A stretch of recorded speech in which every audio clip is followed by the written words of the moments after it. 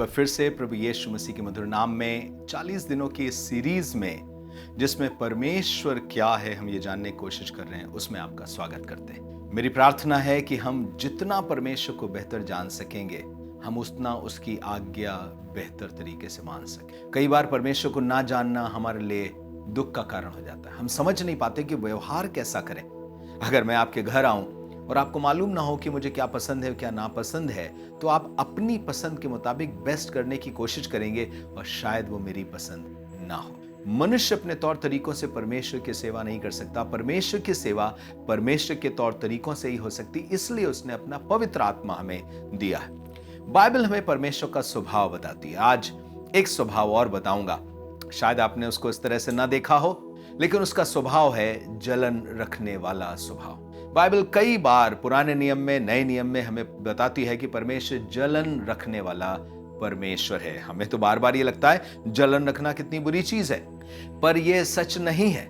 जो चीज सिर्फ आपकी है और आपकी ही होनी चाहिए, वो दूसरों के साथ बांटी नहीं जा सकती। उसके लिए जलन स्वाभाविक है, सही है, अच्छी है।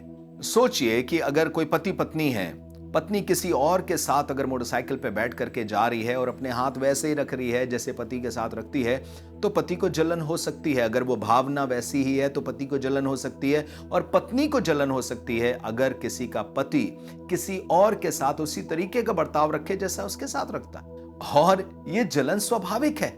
एक बाप के लिए उसका बच्चा उसको पिता ना बोल के किसी दूसरे को पिता बोले, मां को मां ना बोल करके किसी और को मां बोले, जलन होगी। और यह स्वाभाविक है।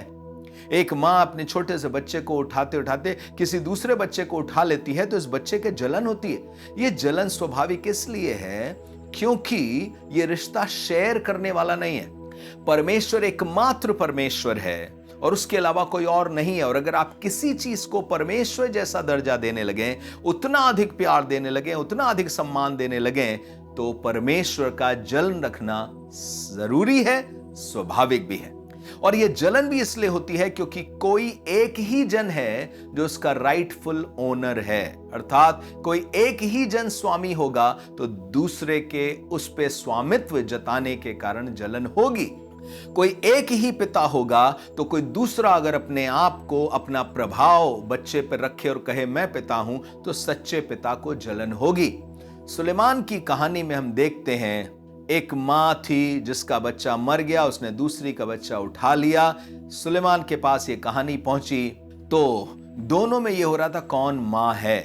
और सुलेमान ने तलवार उठाई, उसने कहा काट दो, आधा आधा दे दो। पर जो सच्ची मां थी अपने बच्चे को मरते नहीं देख सकती थी।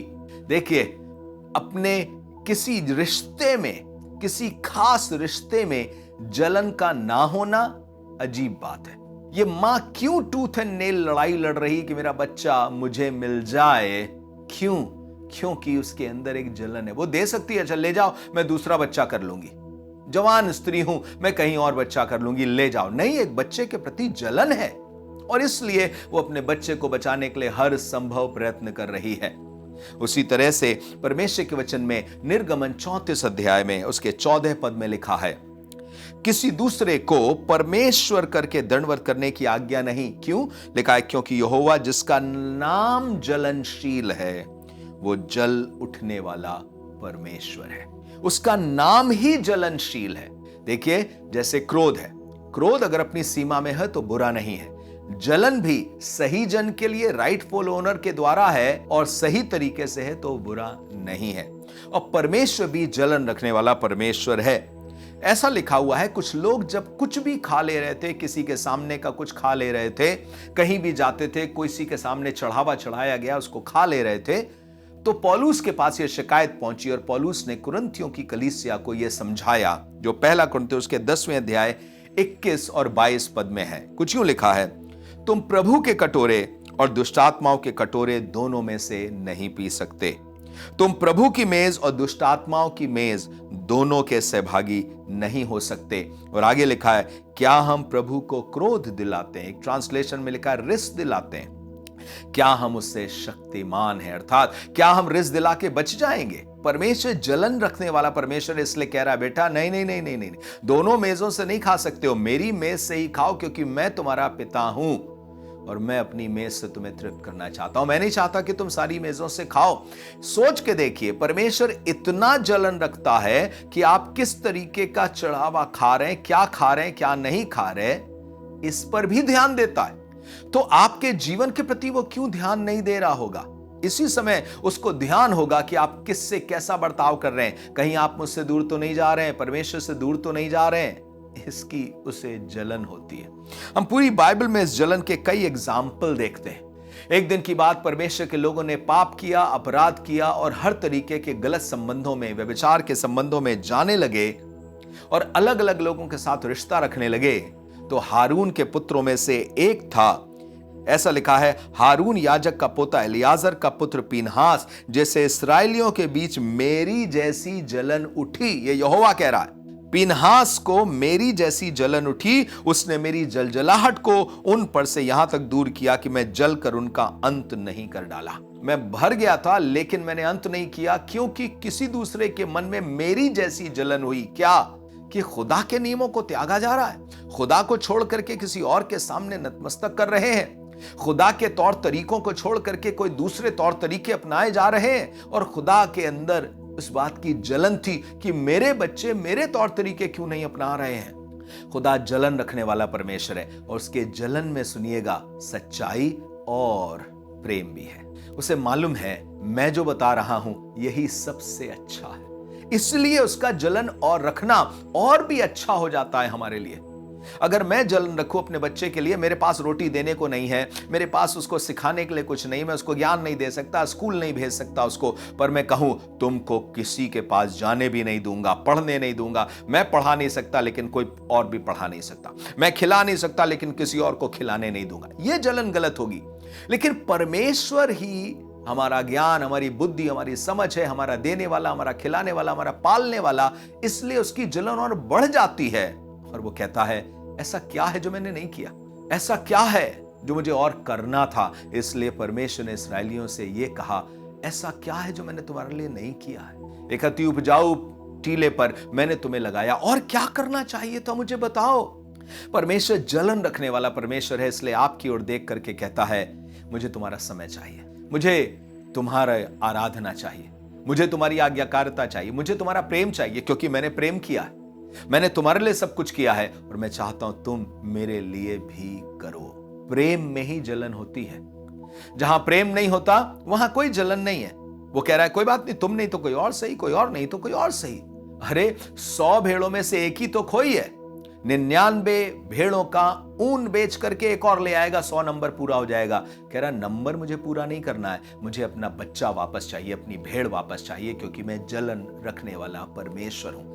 इसीलिए वो पीछे पीछे गया है, वो चिंता करता है, वो प्रेम करता है, इसलिए जलन उसकी सच्ची और अच्छी है। सुनिएगा, ऐसा लिखा हुआ है मत्ती उसके 21वें अध्याय में और उसके 12 पद में, उस परमेश्वर के पास 2 चीजों के लिए और जलन है, जल्दी से दिखाता हूं। उसके घर के लिए अर्थात कलीसिया के लिए, और उसके लोगों के लिए भी। सिर्फ उसकी आज्ञाओं के लिए नहीं है, उसके प्रेम के प्रति नहीं है, पर उसके लोगों के लिए भी है जलन, और उसके घर के लिए है।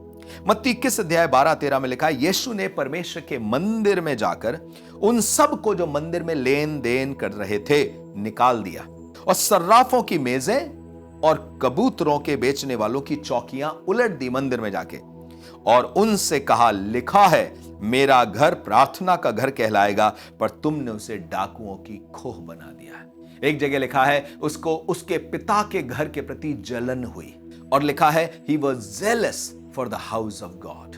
मैं आपसे यही कहना मांगता हूं, उससे उसके घर के लिए जलन है, मंदिर के लिए जलन है, परमेश्वर के मंदिर के लिए जलन है। आप परमेश्वर का मंदिर है, आपके लिए जलन है कि इसमें अशुद्ध चीजें क्यों आ रही हैं। उससे अपने घर के लिए, उसकी कलीसिया के लिए जलन है, और इसलिए उसने 1 कुरिन्थियों 3 अध्याय 16 पद में कहा है, तुम परमेश्वर का मंदिर हो, अर्थात कलीसियाई तौर पर तुम परमेश्वर का मंदिर हो। जो तुमको नाश करेगा, अर्थात कलीसिया को नाश करेगा, परमेश्वर उसे नाश करेगा। ये ऐसा नहीं लिखा कि जो परमेश्वर की कलीसिया को नाश करेगा, परमेश्वर बोलेगा ठीक है बेटा अब जाने दो ना। लिखा है जो कोई कलीसिया को नाश करेगा, परमेश्वर उसको नाश करेगा, क्योंकि परमेश्वर अपनी कलीसिया के प्रति जलन से भरा हुआ है। दूसरी बात, अपने लोगों के लिए भी जलन से भरा हुआ है। जब मिस्र को यह लगा कि हम इसराइल को सारी जिंदगी गुलाम बना के रखेंगे, और उन्होंने इसराइल को जाने नहीं दिया, तो खुदा ने कुछ यूं कहलवाया था। मैं पढ़ रहा हूं, सुनिएगा। निर्गमन उसका 4 अध्याय उसके 22 और 23 पद को। और तू फिरौन से कहना, मूसा से कह रहा है परमेश्वर, तू राजा से कहना, यहोवा ये कहता है, इस्राएल मेरा पुत्र वरन मेरा पहलौठा है, और मैं जो तुझसे कह चुका हूं कि मेरे पुत्र को जाने दे कि मेरी सेवा करे, और तूने अब तक उसे जाने नहीं दिया, इस कारण अब तेरे पुत्र वरन पहलौठे को घात करूंगा। खुदा अपने लोगों के लिए जलन रखता है। जो खुदा के लोगों को बांध करके रखे, जो खुदा के लोगों को दुख में रखे, जो खुदा के लोगों को तबाह करके रखे, एक दिन परमेश्वर उससे बदला जरूर लेगा, क्योंकि परमेश्वर अपने लोगों के लिए जलन रखने वाला परमेश्वर है। जब सब विपत्ति आ रही थी तो मिस्र के राजा ने कहा, अच्छा ठीक है तुम चले जाओ, लेकिन पुरुष पुरुष जाओ, स्त्रियां मत जाओ, जानवरों को मत ले जाओ। तो मूसा ने कहा, ना, हमें नहीं मालूम कि परमेश्वर हमसे क्या मांग ले। हमारा एक एक चीज, हमारे जानवर, जानवरों के खुर तक सब परमेश्वर की महिमा के लिए है। हमारी पत्नी जाएगी, हमारे बच्चे जाएंगे, हमारे घर के सब लोग जाएंगे, क्योंकि सब परमेश्वर के द्वारा बनाए, छुड़ाए और बुलाए गए हैं। अगर आप परमेश्वर के हैं, परमेश्वर के द्वारा बुलाए, चुने और छुड़ाए गए हैं, तो आपसे कहना मांगता हूं, परमेश्वर आपके प्रति भी जलन रखता है, और वो चाहता है कि आप उसकी आराधना करें, उसकी सेवा करें। और अगर कोई चीज परमेश्वर की सेवा करने से परमेश्वर के दासों को रोकेगी, तो परमेश्वर अपना काम जरूर करेगा और अपना हाथ दिखाएगा और बदला लेगा, क्योंकि वो जलन रखने वाला परमेश्वर है। 10 आज्ञाओं में पहली आज्ञा याद है ना, मुझे छोड़ दूसरों को ईश्वर करके ना मानना। ये जलन नहीं तो और क्या है, क्योंकि परमेश्वर ही एकमात्र अधिकारी है, एकमात्र देने वाला है, बनाने वाला, संभालने वाला और चलाने वाला है। इसलिए उसकी ये जलन वाजिब है और सही है। मेरी दुआ है आप भी खुदा के घर के लिए जलन रखें, खुदा की सेवा के लिए जलन रखें, कि मैं खुदा का काम करूंगा। आपके पैसे सब जगह खर्च हो, खुदा के लिए खर्च ना हो, उसे बुरा लगेगा। आपके बच्चे सब जगह जाएं, आराधना में ना जाएं, उसे बुरा लगेगा। आपका समय सब जगह बीते, परमेश्वर के लिए ना बीते, उसे बुरा लगेगा। आप अपने घर में सबकी आज्ञा माने, परमेश्वर की आज्ञा ना माने, उसे जलन होगी, क्योंकि उसकी जलन सही है, वाजिब है, क्योंकि वो प्रेमी है, एकमात्र अधिकारी है। परमेश्वर आपको आशीष दे। काश आप उसकी आज्ञा मान करके उसके संग चल सके। God bless you.